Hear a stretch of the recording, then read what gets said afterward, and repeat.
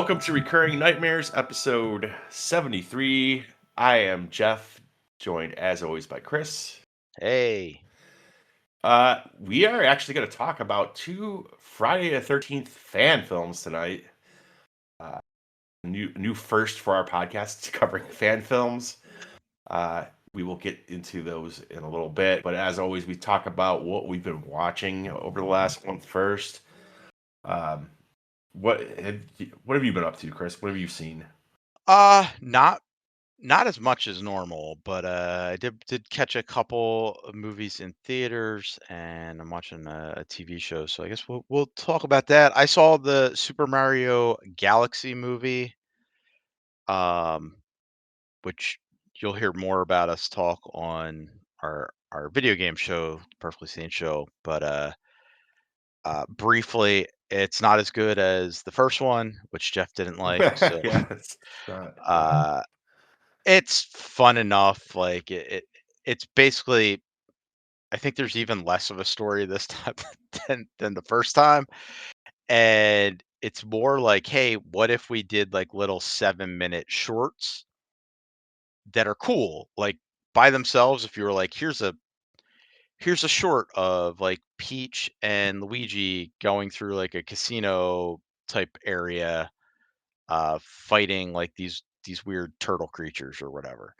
Like that might work on its own, but like then you fit that into this movie that doesn't really make sense plot wise, like why that's happening. And that's what a lot of this is. There's like a Mario Kart segment that doesn't really do anything except, I guess, at the end of it, like Yoshi's introduced.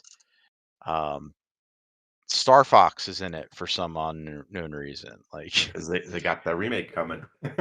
yeah. Gotta And get the kids excited for it.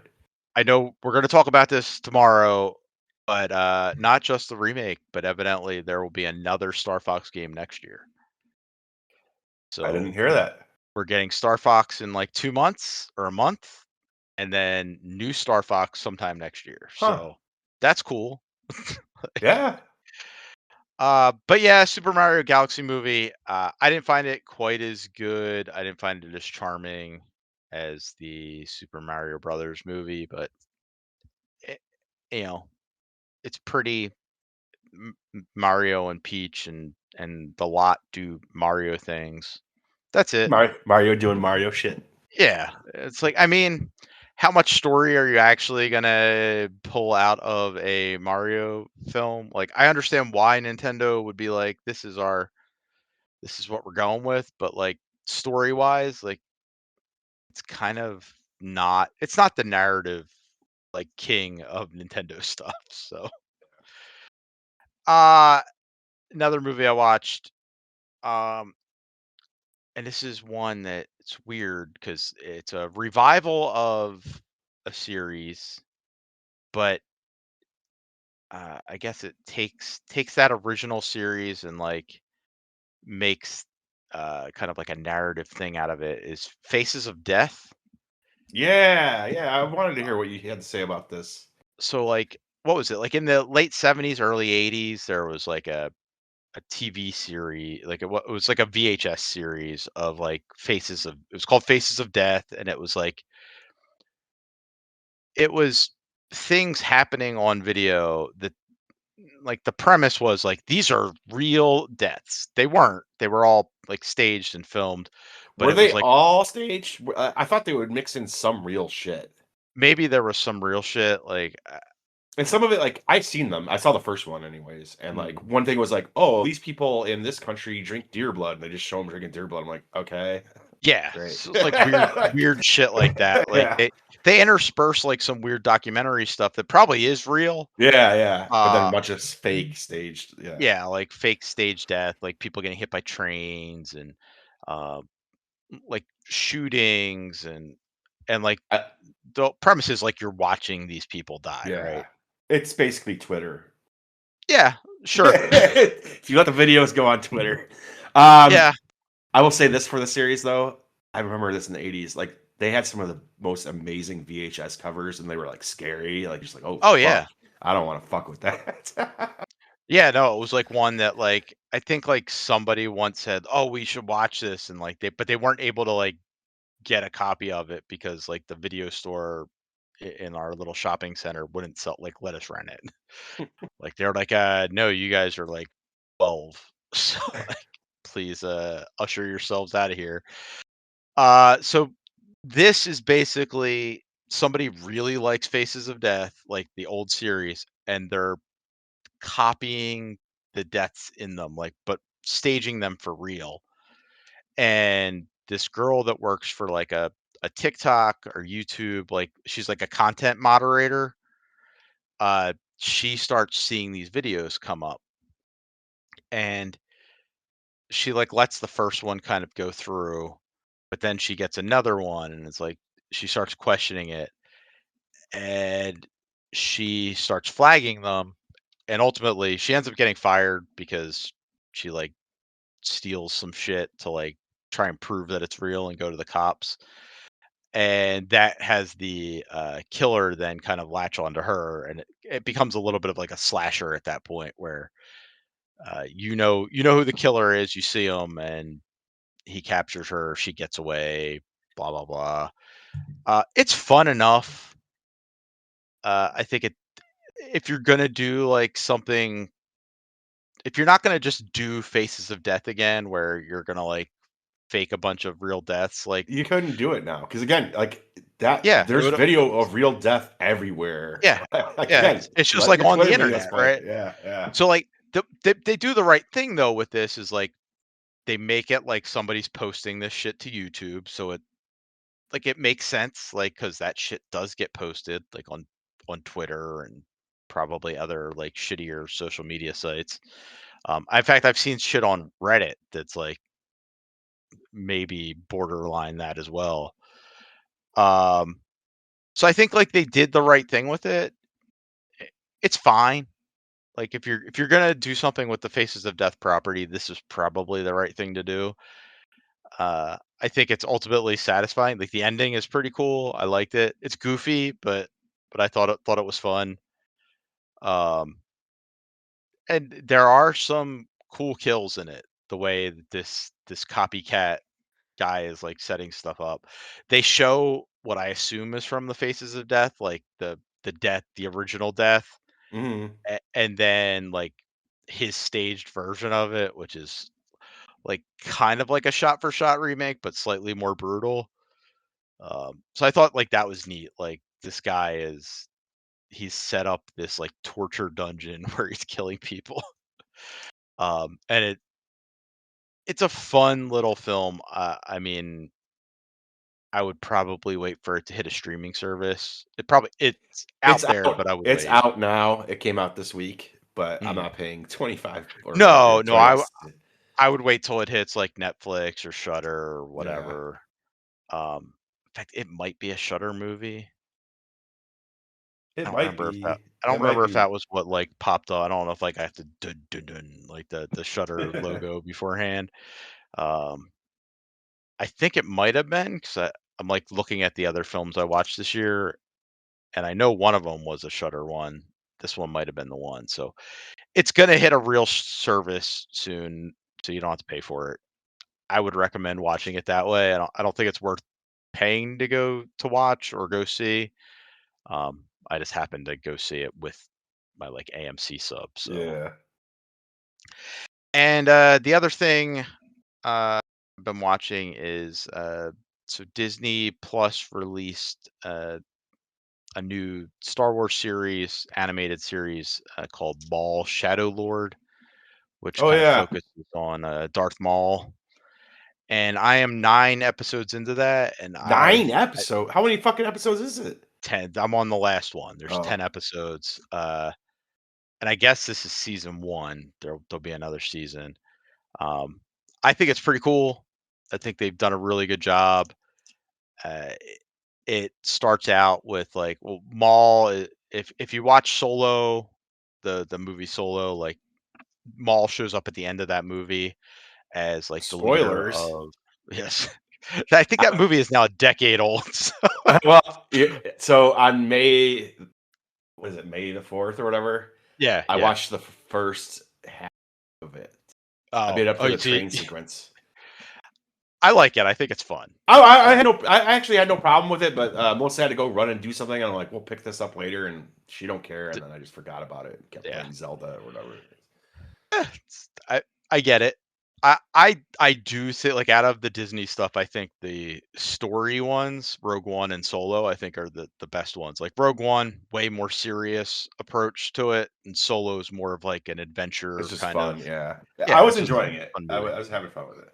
But yeah, Maul shows up at the end. He's kind of in charge of the syndicate, this crime syndicate, and this is showing how that happens, how he's going to take over. And uh, I think it's fun. They do spoilers for anybody watching it, and I think it's leaked everywhere. Vader shows up, um, so I assume because that's how it ends is like Vader shows up, he lights his lightsaber, and it goes to black. Uh, so I assume Maul is going to fight Vader and probably lose, but escape at the end of it. So I'm enjoying it. I think it's actually very good. Which if this is like the quality of like their animated stuff is normally pretty good, but if this is like where they're going, I'm kind of excited for the Mando movie in a couple weeks. See how that turns out. I think it looks fun. Yeah. I was actually gonna check out the Darth Maul show until I found out it was animated, and I was like, eh. Uh, Which again, it's kind of stupid because I've heard their animated shows are awesome, but like, I can't do it. I I real like everyone like raves about Clone Wars, and like I'm not Yeah, a super big fan. I think the art style in this is way more. It's not. I wouldn't say realistic. It's still an animated film, but like it just looks better.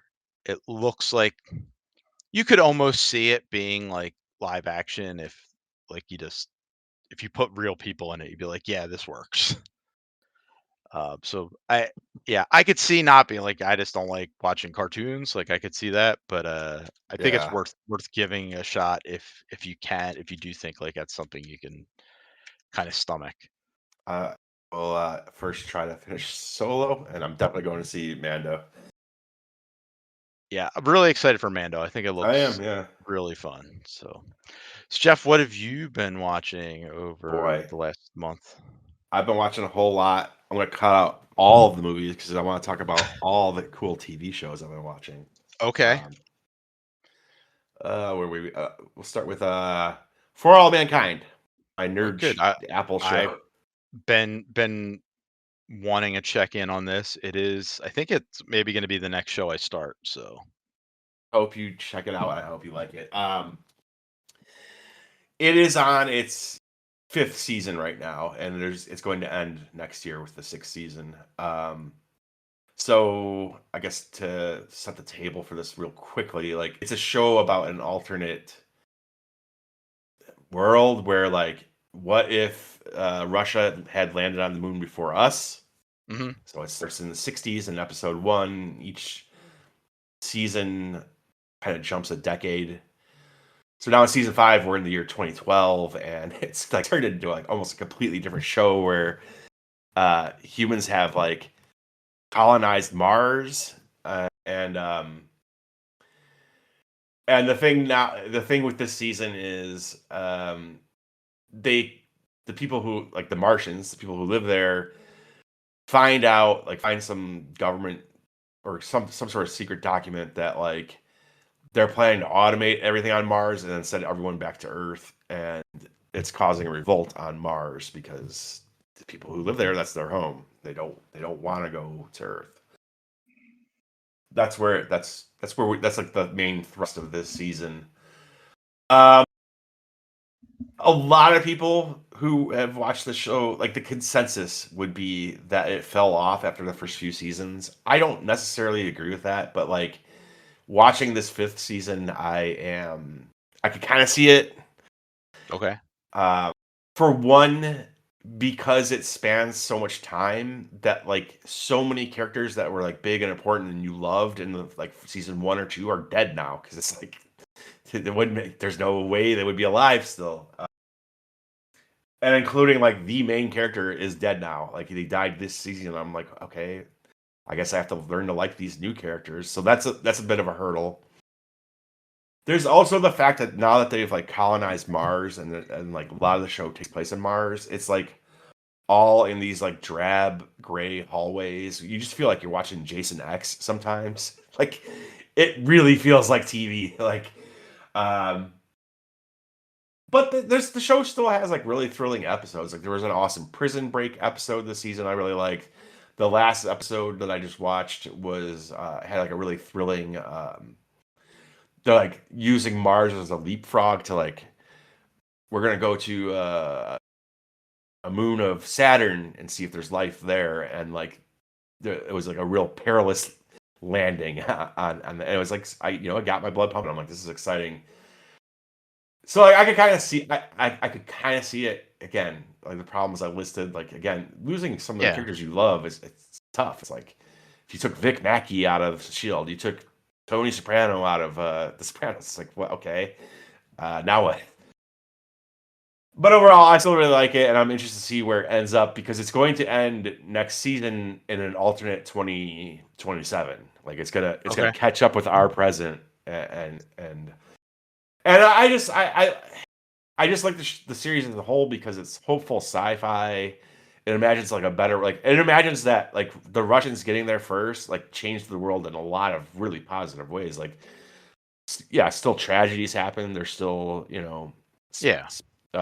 ships that explode on takeoff and blah blah blah. But like uh, you know, here's a for instance. Russians landed on the moon first. 9/11 never happens. And you're like, what? How's that Okay. connected? It is. It's connected. There's a little thing I just discovered that like the show doesn't really comment on, but like I just looked into it and it is the lore of the show. The internet does not exist in so like we have colonized Mars by 2012, but the internet does not exist. And I'm like, you know what? That is a happier future. Yeah. I discovered this because I was Things may like, have been way better. when they start each season, they like show you like a bunch of news clips, like what's been going on over the last decade. And at the start of this season, they're like, a Blockbuster has opened on Mars, and I was like, why the fuck is there a Blockbuster on Mars? Wouldn't Blockbuster be like dead by streaming? And I look it up. It's like there is no internet in like the internet exists, but it is government controlled and like not consumer facing. So like the government could do things with the internet, but it's not. Yeah. So like, there's like just so like that's what I love about the show is just like imagining like how things could be different from one little thing, like that whole butterfly effect thing. I'm interested to see what you think of it. I think season 1 and 2 are like really strong, but it'd be like if you're into sci-fi, it just becomes more and more sci-fi as it goes on. So I'm enjoying it still, and I'm interested to see where it ends. Nice. Isn't there going to be a spin-off too? Like, did I hear Yes, that? which is crazy because nobody seems to care about the show, but they're starting. I think it starts like this month. Star City, which is telling the story from the Russian perspective, which is weird because you do get a lot of the Russian perspective in the main show. So like, I don't understand what How they're that going. works. I'm Yeah. curious. I'm like, I guess I'll check it out because I'm a fan of the show, but like, it just seems so odd. All right, so going from that to let's do some Whiplash. Big HBO show is back after many, many years. Euphoria Mm-hmm. in its third and I think final season. And I don't think anyone knows for sure, but the odds of this show going any further are kind of slim. Everyone who got cast in the show initially are huge, huge movie stars now. So we'll see. I'm viewing this as the end of the series. That makes sense. It is. I have to go on my like little Sam Levinson rant, who's the creator of the show, and people hate him for whatever Mhm. reason. They think he's a hack. They think he rips off Tarantino and he rips off P.T. Anderson and Scorsese uh, and I think that a lot of people have the view that he's kind of a perv, and he's done bad shit. Like that show, The Idol with The Weeknd. Oh man, I liked it, and then it was like the worst ending ever. So I'm kind of bracing Oh, myself for a terrible ending to Euphoria. All of this said, I'm the biggest Sam Levinson defender. I think this guy has real talent. His show, like Euphoria, feels like you're watching cinema. Like it doesn't feel like TV at all. It's so fucking stylish. And this season it started off, I think, a little rocky because it's literally been like 5 years since season two or something, like at least 3 years. It's been a long time, dude. And all these people are growing up. And so it's no longer a high school show. It's these people are adults now. And it felt like the first episode or two was just like, hey, what's everyone up to now? right. And maybe there isn't a plan. Maybe it's just gonna be random chaos. But like, it has gotten like, in like, I've always thought the show is like because of how stylish it is. I think it's so good. But this season has turned into like a war between two drug gangs, like with Zendaya caught in the middle, and then also she has gotten flipped by the DEA, so now she's ratting on them and trying to stay alive. It's like we're in like Breaking Bad type like territory now. It's like fucking nuts. And it's just like it is. I think it's the most exciting show to watch every week. Like we watch a lot of shows, and this is like the Yeah. most exciting show every week because um, I just don't know where it's gonna go. I don't know what it's like. I'm gonna see in an individual episode, and I'll give you this example. The latest episode starts with a 10-minute montage of Sydney Sweeney doing OnlyFans content, and it ends with like a kaiju sequence where she turns into like a 50-foot tall woman, and she's like destroying a city, and her boobs go through like the fucking windows of a skyscraper and like attack some dude. And I'm just like, what the fuck did I just see? And I don't even know, like, was that a dream sequence? Was that her doing like OnlyFans? Like, because it was up until then, it's her playing with dildos and this and that. And I'm like, oh, is she filming like an OnlyFans sequence for like dudes who are into tall women, which is a thing? But that's how crazy the show is. Like, it could just go fucking anywhere. I think he shot this whole season in VistaVision, which is, I think, what PC Anderson did one battle after another on. It just looks like you could tell it's shot on film. It just looks fantastic. Hmm. And you have this whole like Zendaya's working for like this guy at a strip club who's one of the drug dealers, and he's a new character and he's great. He's so good. He like chews up the scenery every time he's on. Again, I just think like I can't vouch for where this show will end up, but on a episode to episode, moment to moment basis, it's so exciting. So I'm happy to have it back, and I'm so curious to see where it ends. I guess I'll throw two things I don't totally love. Well, Hmm. one is some of the most compelling characters on the show have actually died in real life, which sucks. What's his name? Eric Dane, the guy who recently died from ALS. He's in this new Okay. season, Hmm. and I thought they did some really nice stuff with him in this season. And you could tell he has ALS. Like his voice is like slurred, his speech is Okay. slurred. But they wrote it into the show that he's like basically half drunk all the time because of his life is falling apart. I was like, that's really cool. Like they found a way to like work his ALS in to the plot without making it like a sob story about how he's dying. I I thought that didn't, I was didn't really even. cool. I like Eric Dane. I did not realize he had ALS or that he had recently died. Like, Yeah, yeah. And uh, he was like awful. I He found was him to be pretty one of good. the he is one of the more compelling characters on the show. He's one of the he's Jacob Elordi's dad on the show, and he was like a hedonist who was like raping a trans girl that was one of Jacob Elordi's classmates, and it's just super interesting storyline. Um, my other complaint is Jacob Elordi. Okay. So I know you have not seen the show at all, so I'm sorry to keep going on so long about this, It's but okay.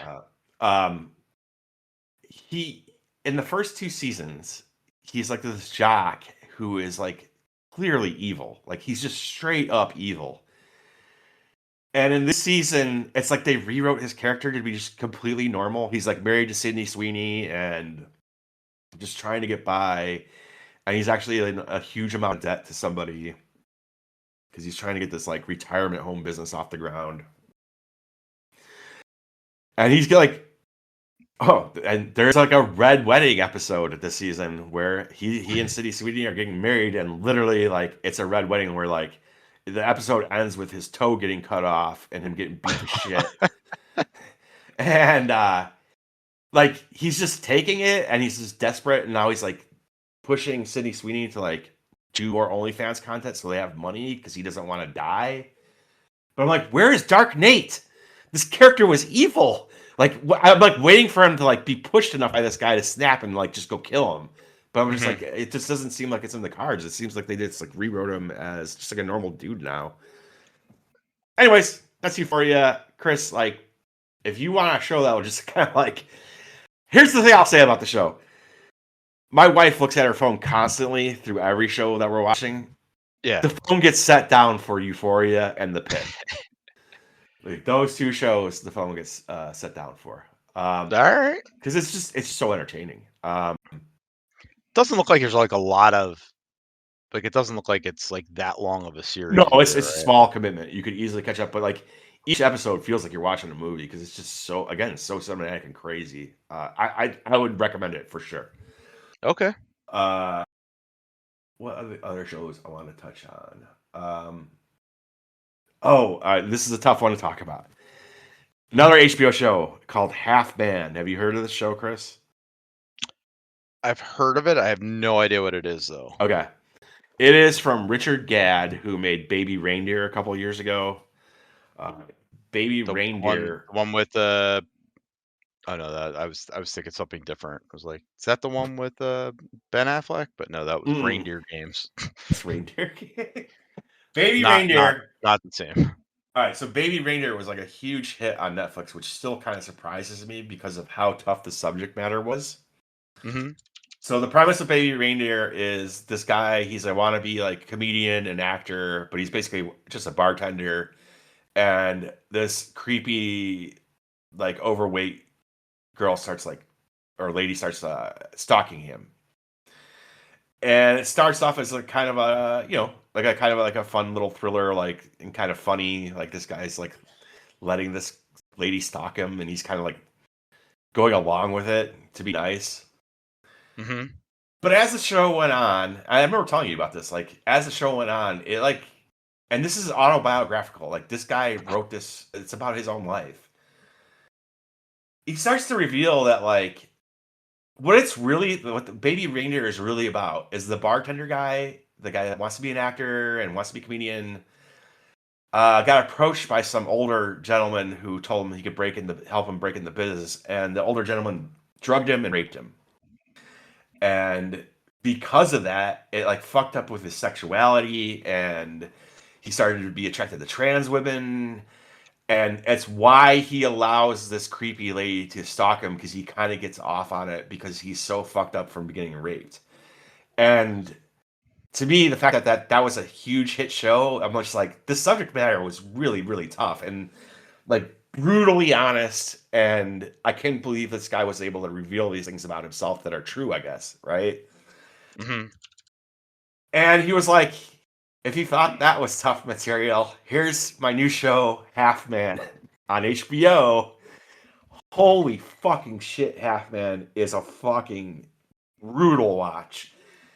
What it is about is two boys who were kind of forced to grow up together because their mothers got together, like their mothers got into a relationship, and one boy is like a nice, sensitive boy who wants to be a writer. And the other boy is like a bully, and he's violent, and he's like very scary. And it's about how much that bully fucked up his life. And it flashes between the main character, like he's about to get married, and this bully, his half brother, kind of shows up at the wedding. And then every episode has like, maybe 5-10 minutes at the wedding, and then it flashes back to shit that happened in their youth. And the shit that happened in their youth is just so unbelievably upsetting to watch. So it's a show that I think is like really good, but it is like so hard. Like I could never recommend it to anybody. Like, hey man, you want a good show to watch while you're having a drink tonight after work? Watch Half Man. It'll fucking devastate you. Like it's just too. Again, if you think you can handle the subject matter in this, like there is all rape is only the beginning of it, and it's just like it is. I guess some people would call it misery porn, but like I actually think Richard Gadd is actually a really good and brave writer who is like kind of talking about subjects that like people and shows just don't approach. And Yeah. I think Half Man, it's halfway through it. It's going to be 6 episodes. It's seen the first 3 now, waiting for 4 to come out. I think it's cool that I could just never recommend it to anybody because I'm just like, I really respect and love what Richard Gadd is doing, but like, I just don't know if this would be anyone's cup of tea. Then again, people like Baby Reindeer, which I thought was like a brutally honest show about like, sexuality and how things can fuck you up. And this is that again, but like a million times worse. So if you want to see like the super R-rated HBO version of what this guy does, there's a show called Half Man airing right now, which I think is great. But Chris is like, I'm not touching that with a 10-foot pole. I've got so many other ones I gotta You got get so to many first, shows lined so. up, yeah. And lastly, here's one that you might be interested in. There's a new show on Apple called Widow's Bay. Have you heard of it? No. Okay, all right. So this might pique your interest. This is it's a horror comedy show starring Matthew Reese, and the premise is it's like a Stephen King town, like this coastal. It's like an island off the coast of New England somewhere, and the premise of the show is Matthew Reese is the mayor, and he's trying to attract tourism to the island and turn it into like the next Martha's Vineyard. Hmm. But unfortunately, the island has like a history of like all these horrible things happening, and literally like everyone that lives on the island is convinced that the island's cursed, and that they believe all these different like curses and stuff, and so like that's the tension is the mayor's trying to attract tourism, but nobody wants anyone to come because like this island's evil and everyone's gonna die. And it's like a usually around a 35-minute episode, and each episode so far has kind of been a different thing. It's like episode 2 is like, we're gonna reopen this old haunted inn, and like all the townspeople like, if you think it's safe, they're saying to the mayor, then why don't you spend a night there? And he's like, fine, I fucking will. And so the episode is him spending a night in this old inn, and it turns out it is haunted, and he, some scary shit does happen, but he survives. He makes it out the next morning. He's like, everything was fine because he's just trying to get the tourism there. Yeah. It is a very funny show but when the scary and spooky supernatural stuff comes in, it's also pretty good on that front too. I don't Okay. know if there's like going to be like an overarching thing, or if it's just going to be a monster of the week thing like X-Files. That could be fine. It's Right. fun, yeah. Like that's what it is so far, and it's fun. It's like the episode after that was about a sea hag that like if she scratches you, she's connected to you and she's gonna come back and get you. And every episode, it turns out all the legends and all the lore is real, but like just somehow like nothing ever really bad happens so far. Yeah. Like everyone just survives. It's just like, I think the show does owe a bit to Twin Peaks for sure. Sure. And definitely inspired by like Stephen King and stuff, but it's also just, I think mainly just like it's like if you turn the comedy dial on Twin Peaks up a few notches, that's what this is. It's more funny than scary, and but it's a fun like filler show. Like when I finished an episode of Half Man, I'm like, fuck, man, I don't know if I can watch anything after that. I need to like play you're a you're game. drained. Yeah, but it's a good chaser. It's a good dessert. It's fun. How long are the episodes? Usually like 35 minutes. Okay. So like a little bit longer than a standard sitcom, Yeah. but like It not feels not a short full compared to what, hour. yeah. Yeah. Okay. It's fun. That's on Apple. Yeah, it's on Apple. It's Alright. called Widow's Bay. Cool. Like even right away when you see like the font of Widow's Bay, it's the Stephen King font. Like Yeah. they clearly uh they know what they're going for. You ever see that famous tweet where this girl was like, I got invited to like a Halloween party, so I dressed up as the Babadook, and turns out it was more of like a adults drinking wine type thing, and it's a picture of her dressed as the Babadook, and everyone else Yeah. is around her. Have you seen that? Yes. That's the creator of the show. Okay. So she likes horror, and she's got a really good sense of humor. So Good. Good. She's local around here. She's from Katie Freehold. Dippold. Yeah, she's from Freehold, New Jersey. Oh, cool. Yeah, that's her show. Nice. I may check that out. I have Apple, and well, that's where I'm You, going to be going to watch For All Mankind. So yeah, you need to get into these Apple shows, dude. There's some good ones. yeah. Anyway, that's what I've been watching, and I guess now we're going to talk about two fake movies. I mean, they're real.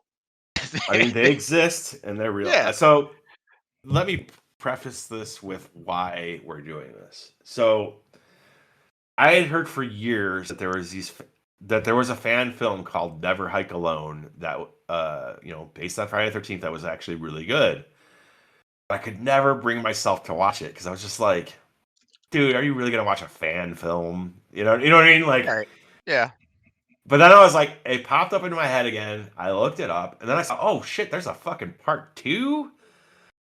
And I was like, you know what? If I assign this for the show, that means I'm gonna watch it. So that's how Yeah. we have arrived where we're at, Chris. And I'm actually happy this happened because I ended up liking these.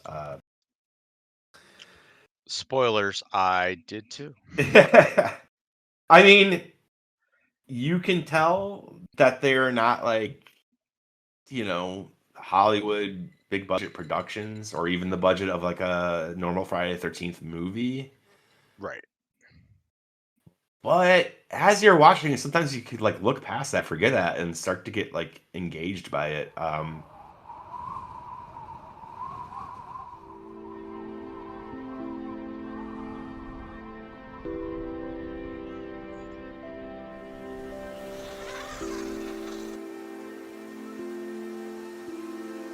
Hey guys, it's day 12 and a beautiful one at that. So today's mission, find the lake. This train's looking a little treacherous, but I just have to make my way. Nothing's stopping me. All right, I'll check in with you guys later. Kyle, out.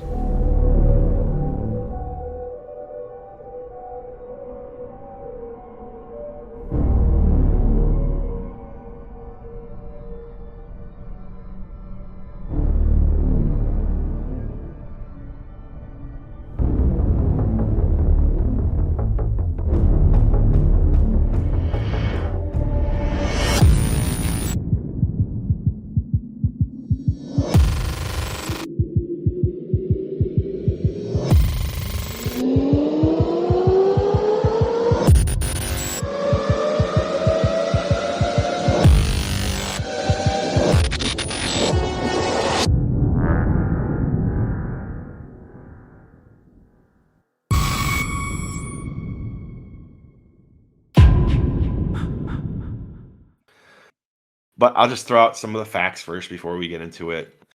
So Never Hike Alone came out in 2017. It was directed by Vincente DeSante.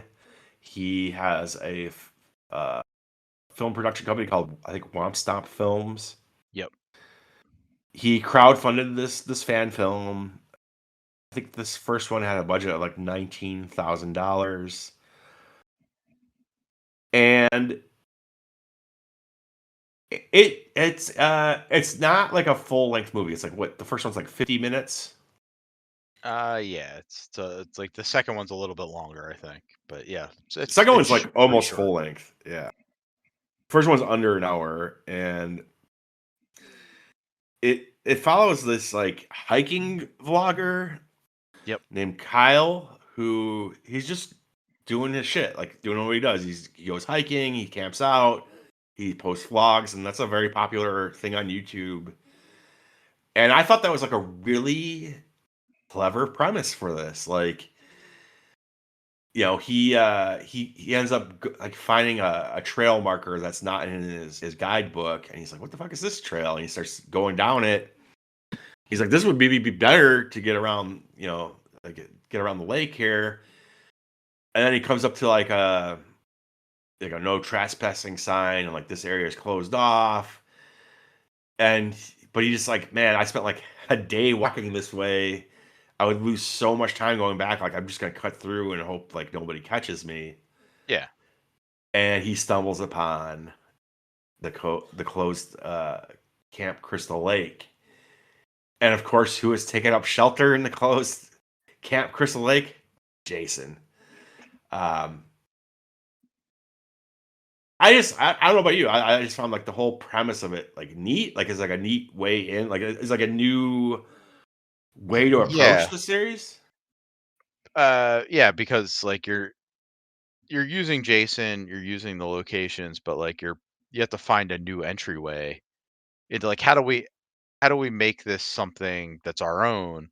And like that's how they did it. They modernized it. They found like an inn with like this blogging thing or vlogging, I guess, video blogs. And yeah, I think was very smart in how they did it. And like some of that stuff is very uh found footagey, like because you're getting some shot like you do get shots of him like just walking, but also like you get some hand cam stuff of like what does he have? He has like something on his head, right? Yeah, and then there's also traditional like Like it regular mixes all that shots. stuff. Yeah. Yeah, like but there's also there's a traditional camera that you Yep. know. So like it's not like you're Does watching both. the Blair Witch Project. Correct. It Yeah. just So it's like has moments of that. it's like, oh, here's like what he's seeing, but also like we're gonna show you this from like a normal cinematic viewpoint. Yeah. So it works. And there's things that kind of impress me about this because, like, I don't know how this fucking guy found some like abandoned camp, or like maybe it's an active camp that he could use with all these cabins, and he had like all the like a decent amount of set decorations. Like, there's like a bunch of Camp Crystal Lake stuff. Maybe he got it from Spirit Halloween, whatever. But like, it's Yeah. cool, dude. Like, It looks legitimate. Like it looks like this is Crystal Lake. Like, I mean, you know, if you've watched as many of we've watched all the Friday 13th movies multiple times. many Like the camp changes, right? Like sometimes like from film to film, and like it kind of looks like the original, right? Like, yeah, like way more so than like other ones in the series. So like yeah, you have that like vibe of like this is the original camp.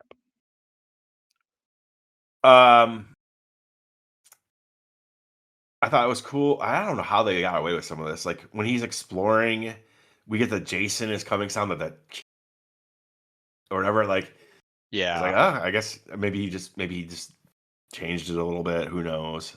Just that he did the vanilla ice thing, right? Like it's not Yeah, it's not yeah, dan yeah, yeah.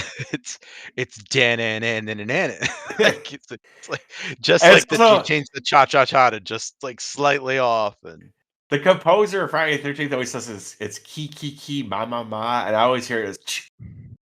yeah, So maybe he that's just what I did hear like it as. he just did, yeah. And but when he gets there though, he's like, "Oh shit, this is Camp Crystal Lake," and like he gives the whole story of Jason Voorhees to the cam, and I'm like, Mhm. "So you know this story?" And you're just like, "Fuck it," and he's just chilling there. And he makes a fire.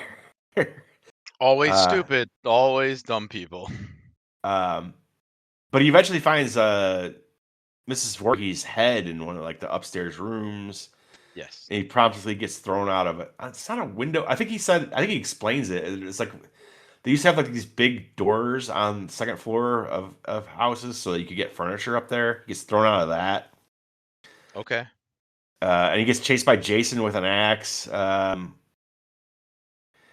Now the whole time, like when they're showing Jason, I was like, man, it just looks like it's normal, like it's pre-zombie Jason. It just looks like a normal smooth head. Yeah. They do unmask him at some point in this though, and I was not expecting him to because I'm like, there's no way you don't have Tom Savini here to like make this shit look cool. Like, Right. but they did. They unmasked him and they smartly kind of like keep it kind of in shadows. Add whatever the dummy head or whatever they're using is. Yeah, Again, but it's enough that you're like this look. It feels right. Yeah. I get like every little thing. Like I thought that was so smart. I'm like, oh, they actually fucking did it. They had the balls to unmask him, but then they just like keep the lighting and shadows is way to not fully show the makeup. I thought it was really smart. What else do I want to touch on this one? I guess the ending. It ends up with him getting rescued by like an ambulance in the middle of fucking nowhere. Yeah, which it's a bit questionable about like how they got out there and whatever. Like, you know, you suspend your belief with some of this shit. But it has a cool surprise at the end. Like one of the EMTs is Tommy Jarvis. And it's actually Tom Matthews from Jason Lives, like reprising his role, which I was just like, damn, dude. Like, I wish I didn't know that going in because I kind of saw it on a thumbnail or something. I'm like, that he's in it. But I was just like, imagine watching this in 2017 and he pops out at the end. Like, oh, you're like, holy shit. Yeah. It adds like not like it feels legitimately good anyway, but like having somebody actually from the series show up It's like so lends it cool. like And adds some legitimacy fan to it. movie. Yeah. And I think Tom Matthews is actually like a decent actor. Like I liked him in all the stuff he did in the 80s. So yeah. But that's kind of it. It's like what I took, Never Hike Alone as was like a really cool like Friday the 13th short story. Like and just like approaching it from like an interesting like premise, like finding a new little angle into this. Like, so I had a lot of fun with it. Yeah, it's very fun. I think they do a really good job with it across the board, and uh, like when you say, "Oh, we're gonna watch some fan films," like this could go south. Like we've watched some independent shit, and it's legitimately well made. It feels like it fits right alongside of some of those like original 8 films. Yeah. Like it's just really, really well done. I do think like the one shortcoming, it kind of goes back to like the showing his face thing where like the kills, they don't have the makeup effects to like make them super Yeah. impressive all the time, but they do a decent enough job. Like there's a head squashing things, all right, and I do think that they improve it in the second one where they had like a slightly bigger budget, but yeah, the only shortcomings is like you could kind of feel it around the edges that it's fan made, but like it is so good for being fan made that if you're a fan of the series, I just feel like you're gonna have a fun time watching it. Like I really was like kind of like surprised by how good this was. Yeah, you kind of watch it and you're like, this film has no business being as good as it is. Yeah. Yeah, it's shocking. I personally would give it like I don't know. It's a cool Friday the 13th short story. I give it like a 6. Yep, that's right where I am. Like it's really solid. Um, it's a it's right up there, I would say, with like the half of like some of the Friday 13th films. So yeah, six I feels I right. I love yeah, I saw your like letterbox review or not because you can't log these on letterbox, but I saw No, I did like a little Twitter, like my little Twitter log. where I was like, damn, dude, he's like putting these above half the fucking movies. Like that's impressive. I don't know if I go that far. I look, man, if you're a Friday the 13th fan, you've seen all the movies like 18 billion times. Maybe the next Friday the 13th, check out one of these. Like, Yeah, well, so a couple things on like so yeah, like one, check it out because it is really cool, but it feels fresh.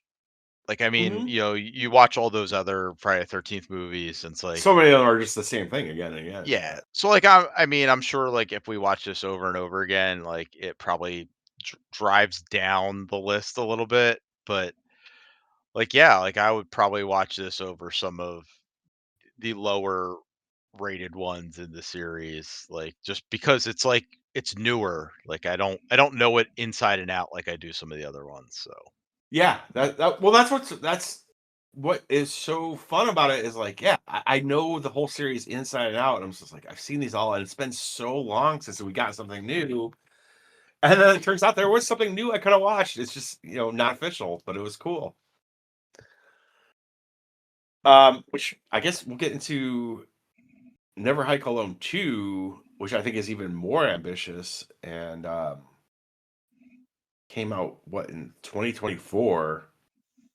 hmm so before we jump into that, did you by chance watch Never Hike in the Snow? No, I didn't. Did you? I did. And it does directly tie into part two. So uh like you don't need to have watched it to enjoy part two, but I do think it's neat. Like so they made like it's like short. It's only like 25 to 30 minutes, so it's shorter than either of the other films. But it's Jason in the Snow, which is pretty cool. Yeah, which is something fans have been clamoring for forever, and I guess we are going to get this upcoming series that's coming up, the TV um show. but there's a nurse in Never Hike Alone 2, and her son has gone missing. And that's the Oh, that's that's the victim cool. in this movie. Um, and Never Hike Alone takes place like 3 months after Never Hike in the Snow. So like because they reference shit from both in Never Hike Alone 2. Wait. Say that again. Never Hike Alone 2 takes place. So Never Hike in the Snow takes place a few months before Never Hike Alone.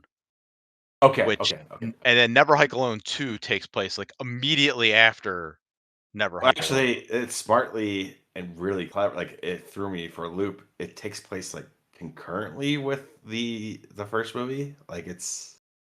Yeah. We'll So get like into it in a yes, second. Yeah. yes. So yeah, Never Hike in the Snow, fun. Like go give that a So watch too. it's about the son that went missing. Yep. Awesome. That's so cool. All right. All right. So Never Hike Alone 2 came out in 2024.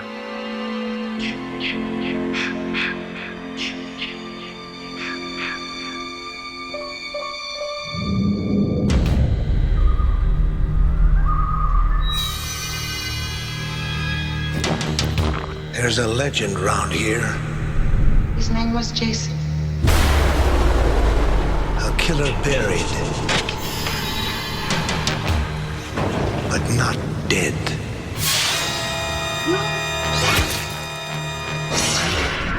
A curse on Crystal Lake. It's got a death curse.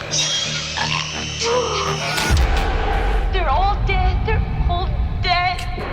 Legend has it that Friday the 13th, Jason saw his mother beheaded that night. They say he died as a boy.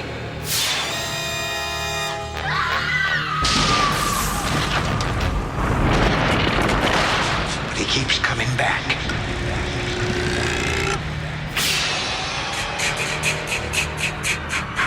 You have seen him and lived.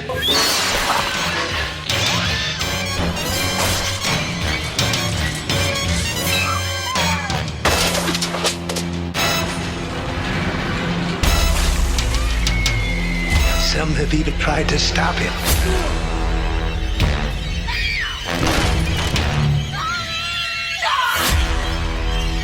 It's between me and Jason. No one can. Wherever the red dot goes, You bang. You bang.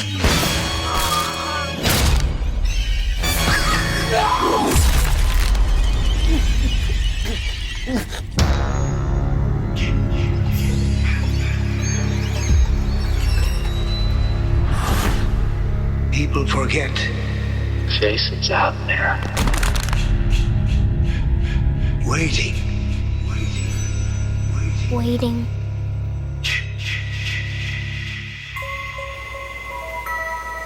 Waiting for what? To pull me down with him.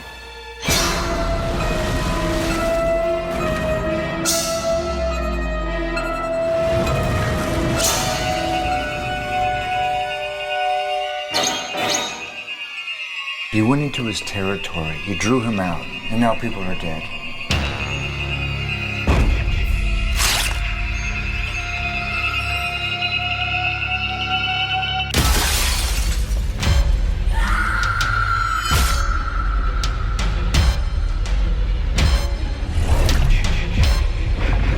Jason belongs in hell.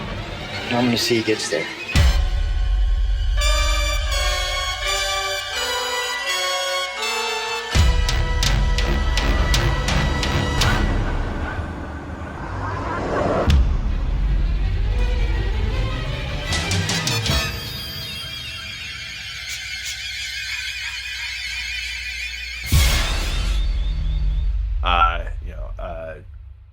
I think he had about twice the budget that he did, like around $40,000 for this one.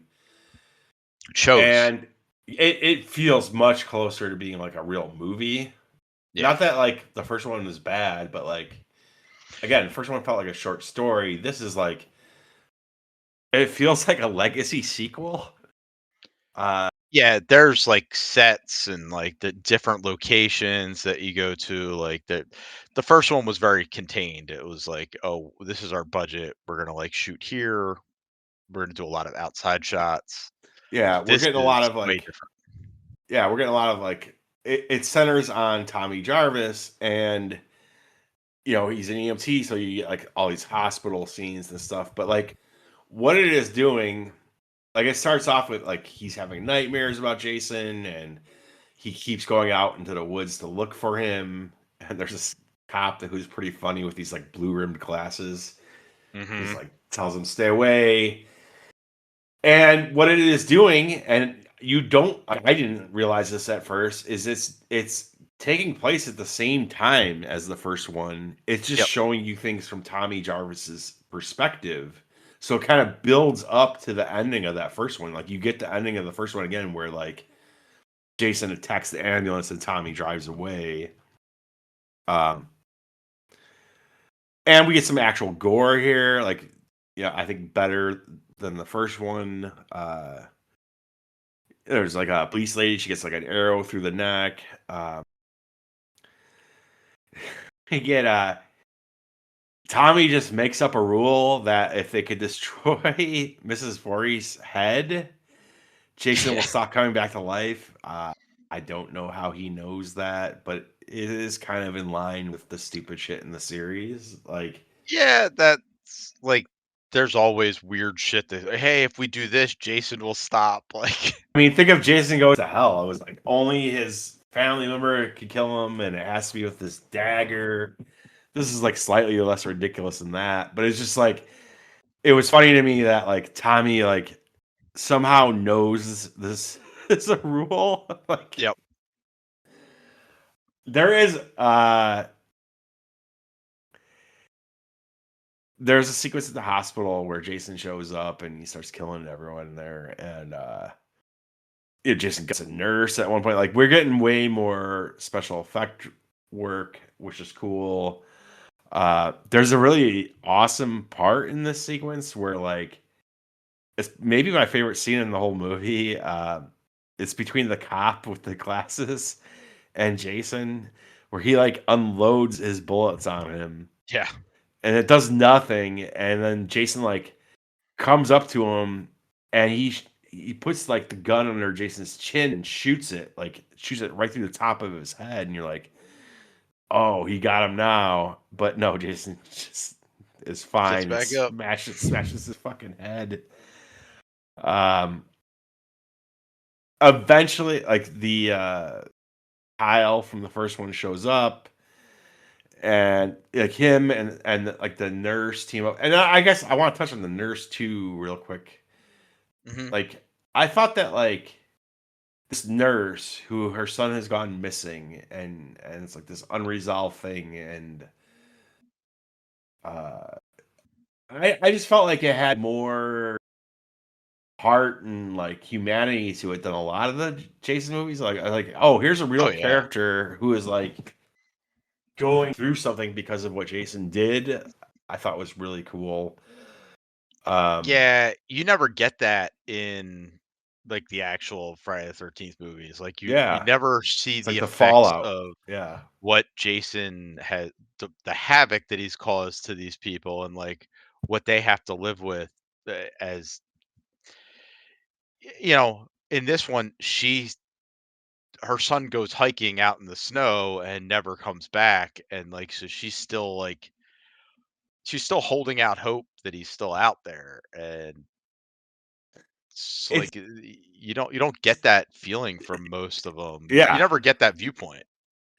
that was like one thing that like really impressed me about this. I'm like, damn, this like it feels like the stuff that they were doing with like Halloween 2018, where it's like, what are the after effects, Yep. and you don't get that in the actual proper series, really. Like, you get Tommy Jarvis, like, yeah, he goes to that group home in part 5, and there's stuff like that, but like for the most part, you don't. Like, and this has this lady who is like scarred by what Jason did, and I thought was really cool. Yeah. Ultimately, at the end, the hiker, like Kyle, gets Jason to split his own mom's head in two with an axe. Cool. Mhm. And Tommy cuts off Jason's head with a machete. We get a little news report at the end of it. Which, did you catch who the guy was on the news report? Like, I think he's like a cop or a lawyer or something, talking on the news at the very end of it. I did not. It's Larry Zerner, who played Shelly in part 3 of Friday the 13th, who he's the like annoying prankster guy who Jason gets his mask from. Okay. And that guy is like so game. Like, the guy, he's like an entertainment lawyer now in LA, like in real life, and but he does not run away from his past as a cast member of Friday the 13th part 3. Seems to like relish that, and so he was game to come and do this. And then at the end you see like bubbles coming out of Jason's mask. Yeah.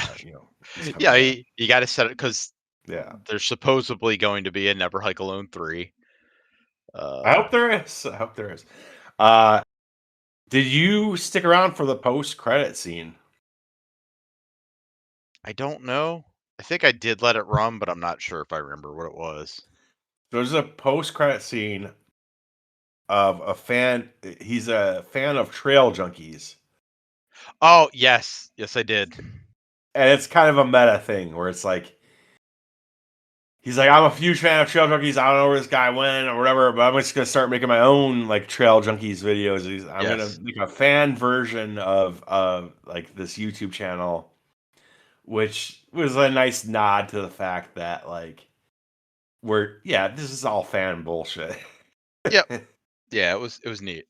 I really enjoyed this. I don't know, man. Like, is it as good as like a actual Jason movie where you're getting the Tom Savini effects and all that, like from part 1 or part 4? No.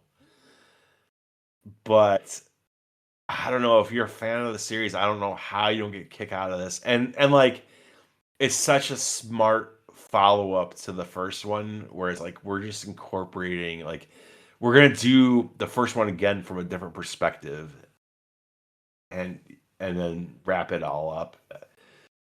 I don't know, dude. I enjoyed it. I'll let you go and say what you have to say about it, but Yeah, I really liked it as well. Again, like I think this one is it's like a bigger production. I think it's a better production.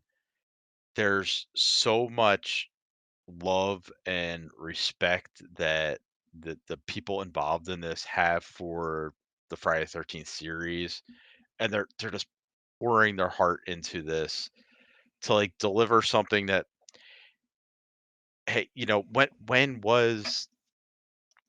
was remake? Like, it was a while ago, 29, right? 2009, Yeah, so, like, we 17 haven't years ago. had anything in years, and so, like, they're like, "Hey, like, if they're not gonna do it, we're gonna do it," and they did a really, really good job, like. Really, like, just shockingly good for being a fan made. Like, it's just Yeah, because how many independent films have we watched that, like, this guy knows how to, like, block shots, he knows how yeah, to like record audio. Like it feels professionally done. Uh, and maybe his skills, whatever. But like we've watched people with bigger budgets do worse shit. yeah, Like, and this hits all the right notes. It feels like an actual movie. Um, and it's fun. Like it captures Friday the 13th, like the pure essence. And maybe you could like, if there's gonna be a complaint, like, hey, Jason doesn't look as big as like maybe he does in other films, but whatever, it's fine. yeah. Like otherwise, it's great. Some of the gore effects not as good, but Yeah, like it just man, like I'm so happy that I actually like pulled the trigger on doing this because I'm like, man, people were right. Like this fan film is really good, and like part of me is like, I was gonna ask you, like, hey, are you gonna check out other fan films now? And I'm like, I have a feeling this is a cut above the rest. Like, I'm sure there's like Michael Myers fan films and whatnot, but like the fact that like yeah, I was aware of this means that like it's probably better than the others, and this is kind of the peak. But if you are a Jason fan, I'd say check these out. I'm gonna go as far with this one as like a 7. Like I was just like surprised by it. Like I was just I thought it was like really clever how they like, hey, we're going back into the events of the first film, but we're seeing what Tommy Jarvis is doing. I thought was really awesome.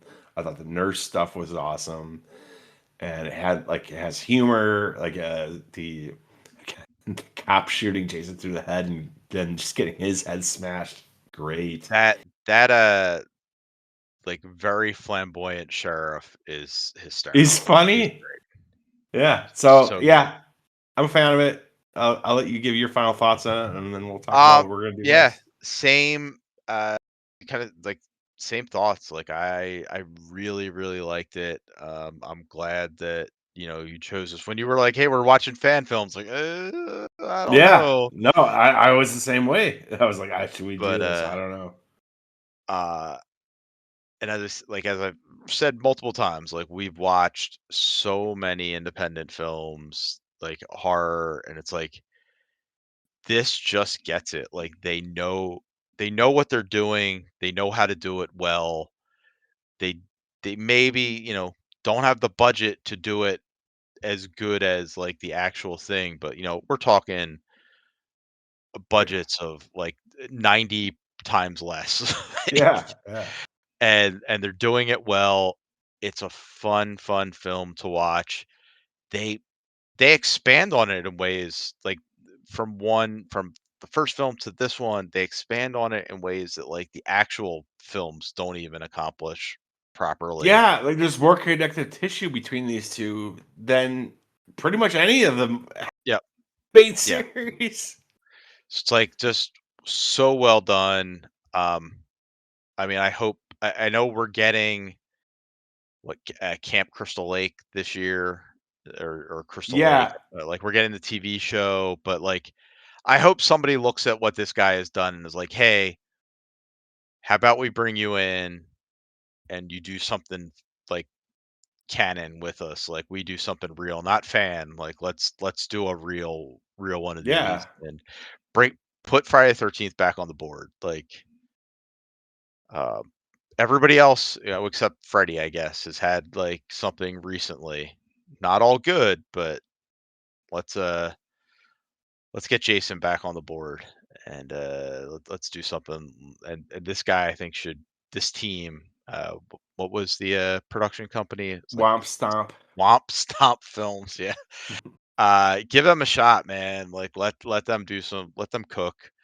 I'm right with Jeff. Same score, 7 out of 10. Fun stuff. And I was gonna end this whole conversation with like, are you excited for the Crystal Lake show on Peacock? Excited is maybe a strong word, but I'm gonna watch it. Yeah, me too. Like I'm interested, and this is just kind of like it's gotten me even more like, right, because like we're getting something official from Friday the 13th. Yeah. I want to see how that plays out.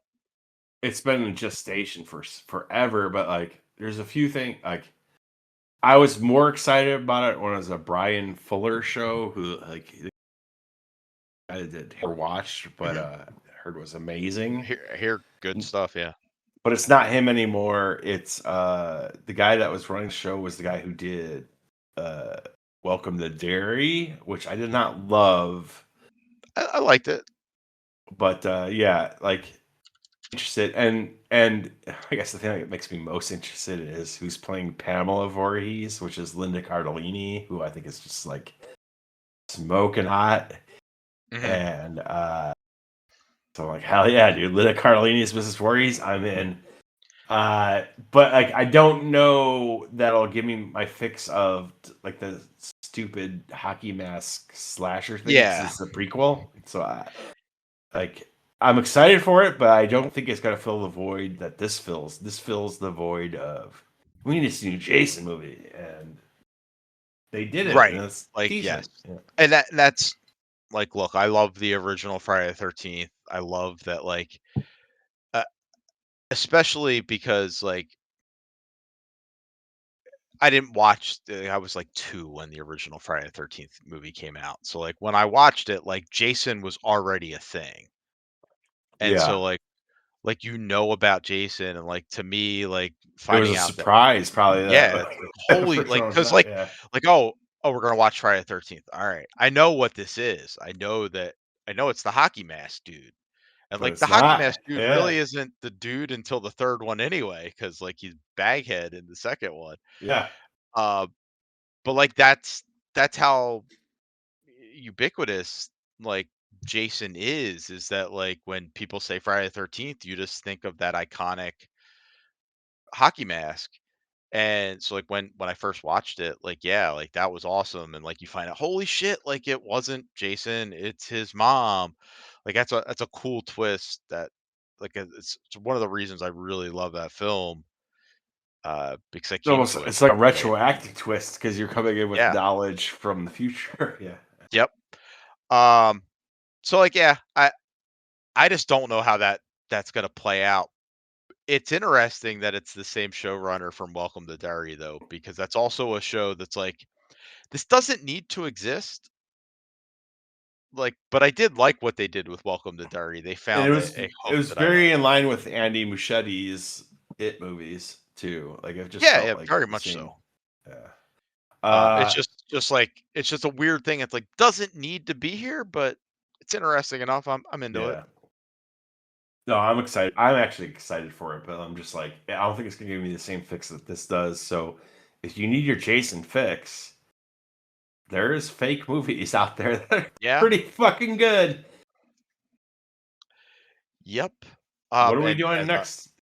Or what were you gonna say? well, I was just gonna say, like, as I'm looking through, like, because I looked up Never Hike Alone, and like Google will give you other options of like, hey, like you search for this, but here's like some others. There's a whole like bunch of Friday the 13th fan films that um Jason Rises, and like there's a whole bunch of stuff, and people are making multiples of them. Like they have sequels to them, and so yeah, you could go down the Friday the 13th fan film rabbit hole if you want. I'm sure there's it exists for like Halloween and stuff, but I had just always heard that like Never Had Logan was good, and I'm like, and it is good, but now I'm like, I don't know if I trust anything else other than that. I feel No, like it's no. kind of above probably than the rest of them. Yeah, yeah. I'm sure you go watch something else and it'd be like, oh, this is what I expected. Yeah, exactly. Next month, we're gonna watch some Hitchcockian type films. So not films made by Albert Hitchcock, but more modern day kind of like people have taken his stylings and things that he has done and done their own things with them. And so the first one is 2018's. It's called Under the Silver Lake, Oh hell yeah, dude. starring Andrew Garfield, Riley Keough, Topher Grace. And the other one is 2019's Vivarium, starring Jesse Eisenberg and Imogen Poots.